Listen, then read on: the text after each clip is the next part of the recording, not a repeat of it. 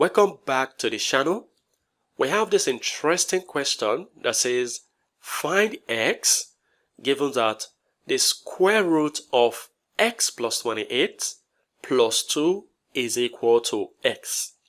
Our first step towards solving any question with a square root is to get the square root all by itself. Here our square root is standing with a 2, so we have to move the 2 to the right hand side so that we have the square root of x plus 28 all by itself to be equal to x, and as 2 crosses to the right it becomes minus 2. Now here's a crucial logic. The square root of something must always be positive or 0. So if the left hand side is positive, that means the right hand side must also be positive.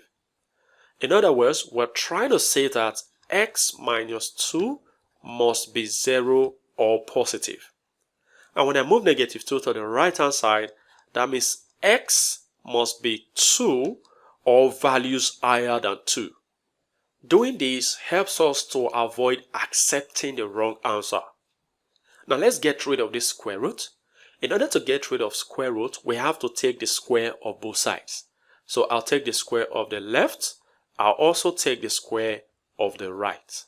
Now see that this square cancels out the square root, leaving behind x plus 28 to be equal to, on expanding the right hand side, we have x squared minus 4x plus 4. Very good. Now let's move everything to one side of the equation.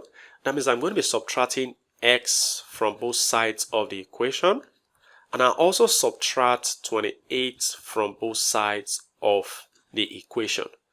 Now, on subtracting, x minus x is 0. 28 minus 28 is 0. So we are left with 0 on the left hand side. This is equal to x squared. Now, minus 4x minus x will give minus 5x. And then 4 minus 28, we're going to be having minus 24. Very good. Now let's write this in a good way. I'm going to be flipping the positions. So we have x squared minus 5x minus 24 equal to 0. Now the good thing about this quadratic equation is that it can be factorized. Now I'm going to be taking two factors, multiply them to give negative 24. And when I add them, I'm supposed to be having minus 5. And the factors that is on my mind is negative 8 and 3. Negative 8 times 3 gives negative 24. And when I add them, negative 8 plus 3, I'm going to be having minus 5. So I'll open up two brackets, which multiplies each other. Now x squared means x times x. And I'll put the factors.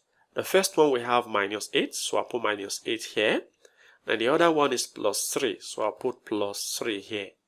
This is equal to 0. So we have two factors. And when we have two factors which multiply to give 0, that means it is either one of the factors is 0. That means it's either x minus 8 is 0 or x plus 3 is 0. Now for the first case, x will be equal to, as negative 8 crosses, it becomes positive 8. Now for the second case, x will be equal to, as 3 crosses, it becomes minus 3. But recall what we said, that we have x to be value of 2 and above. And when we compare, this is lower than 2, so we're going to be rejecting this.